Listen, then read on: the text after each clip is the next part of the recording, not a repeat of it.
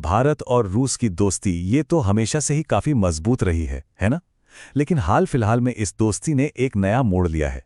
तो आज हम इसी रिश्ते के पीछे के प्रिंसिपल्स को और उस सोच को समझने की कोशिश करेंगे जिसने इसे एक अटूट गठबंधन का दर्जा दिया है, जैसा कि हमारे सोर्स बताते हैं। चलिए इस बात को शुरू करते हैं एक बहुत ही दमदार बयान से। पश्चिमी देश देखते रह गए और भारत ने फिर से साबित कर दिया कि असली बॉस कौन है। हमारे सोर्स का ये जो बयान है ना, ये उस सोच को दिखाता है जिसकी हम आज पड़ताल करने वाले हैं। मतलब एक ऐसा नजरिया जो इंटरनेशनल पॉलिटिक्स में भारत की बढ़ती ताकत और कॉन्फिडेंस की तरफ इशारा करता है। तो सवाल उठता है कि ये जो आत्मविश्वास है, इसका सबसे बड़ा सबूत क्या था? हमारे सोर्स मटेरियल के हिसाब से वो थी प्रेसिडेंट पुतिन की भारत यात्रा। और ये सिर्फ एक फॉर्मल मीटिंग नहीं थी, नहीं, बल्कि ये तो पूरी दुनिया के लिए एक बहुत शक्तिशाली संकेत था। देखिए, सोर्स का मानना है कि ये कोई नॉर्मल डिप्लोमेटिक विजिट नहीं थी, बिल्कुल नहीं। ये एक स्ट्रेटेजिक मैसेज था, एक संदेश।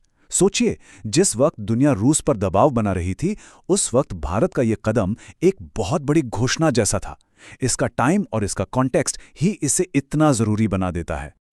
और यहीं पे हमें वो टकराव देखने को मिलता है जिसके बीच भारत खड़ा था। एक तरफ से पूरी दुनिया से प्रेशर था कि भाई रूस से दूरी बना लो, और दूसरी तरफ भारत का अपना क्लियर स्टैंड था, दोस्ती अपनी जगह और नेशनल इंटरेस्ट अपनी जगह। ये एक बहुत मुश्किल बैलेंस था, लेकिन सोच के हिसाब से भारत ने इसे बखूबी निभाया। तो फिर सवाल ये उठता है कि भारत के स्टैंड के पीछे कौन सी सोच काम कर रही थी, क्या प्रिंसिपल था? सोर्स मटेरियल के मुताबिक जवाब सिर्फ एक चीज में है, स्ट्रेटेजिक ऑटोनॉमी, या कहिए सामरिक स्वायत्तता। अच्छा, तो ये सामरिक स्वायत्तता, ये भारी भरकम सा शब्द है, इसका मतलब क्या है? सोर्स इसे बहुत ही सिंपल तरीके से बताता है, भाई हम वो करेंगे जो भारत के लिए सही है, बस। मतलब ये कि देश की जो नीतियां हैं, जो पॉलिसीज हैं, वो किसी बाहरी दबाव से तय नहीं होंगी, बल्कि अपनी जरूरतों और अपनी प्रायोरिटीज से तय होंगी। कह सकते हैं कि अपनी शर्तों पर दुनिया के साथ जुड़ने का ये एक तरीका है। और समझने वाली बात यह है कि ये सिर्फ कोई किताबी आइडिया नहीं है, बल्कि जमीन पर एक बहुत बड़ा बदलाव है। सोर्स के मुताबिक ये भारत की फॉरेन पॉलिसी में एक नए चैप्टर की शुरुआत है, जहां देश दूसरों के बनाए रास्तों पर चलने के बजाय अपना रास्ता खुद बना रहा है। पर देखिए, ये दोस्ती सिर्फ कागजों या सिद्धांतों पर ही टिकी हुई नहीं है। इसकी नींव, इसके पिलर्स बहुत मजबूत हैं। आइए देखते हैं कि वे कौन से स्तंभ हैं जो इस रिश्ते को वाकई में अटूट बनाते हैं। सोर्स इस बात पर खास जोर देता है कि सोचिए, एक ऐसी दुनिया है जहां देश खेमों में बटे हुए हैं, सैंक्शंस का दौर चल रहा है, और उस माहौल में भारत अपने सबसे पुराने दोस्तों में से एक के साथ खड़ा है। ये कदम उसकी इंडिपेंडेंट पोजीशन और दोस्ती के लिए उसकी गहरी कमिटमेंट को दिखाता है।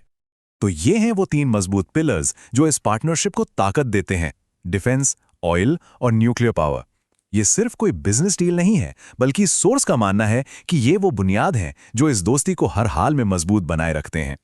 तो जब हम इन सब चीजों को एक साथ जोड़कर देखते हैं ना, तो एक बड़ी पिक्चर सामने आती है, नए भारत का उदय। सोर्स के हिसाब से ये सिर्फ एक फॉरेन पॉलिसी नहीं है, बल्कि एक नए आत्मविश्वास, एक नए सेल्फ कॉन्फिडेंस का प्रतीक है। ये जो बदलाव है ना, ये सिर्फ दुनिया से डील करने के तरीके में नहीं है, ये देश के अंदर के आत्मविश्वास, एक सेल्फ रिस्पेक्ट में आए बदलाव को भी दिखाता है। मतलब एक ऐसी मानसिकता जो अब डिफेंसिव नहीं बल्कि मुखर है, असर्टिव है। और सोर्स मटेरियल में एक लाइन है जो इस पूरी सोच को, इस पूरे एटीट्यूड को एक बार में बता देती है। ये नया भारत है जो आंखों में आंखें डालकर बात करता है। ये एक ऐसी फॉरेन पॉलिसी की तस्वीर है जो बराबरी के लेवल पर बात करती है, ना कि किसी के दबाव में आकर। तो हमने देखा कि कैसे स्ट्रेटेजिक ऑटोनॉमी और एक नया आत्मविश्वास, ये दोनों चीजें मिलकर भारत रूस के रिश्ते को एक नई शक्ल दे रही हैं। और ये हमें एक बहुत बड़े सवाल पर लाकर छोड़ता है, एक तेजी से बदलती दुनिया में ऐसी स्थायी दोस्ती का असली मतलब क्या है? ये एक ऐसा सवाल है जो आने वाले समय में ग्लोबल पॉलिटिक्स की दिशा तय कर सकता है।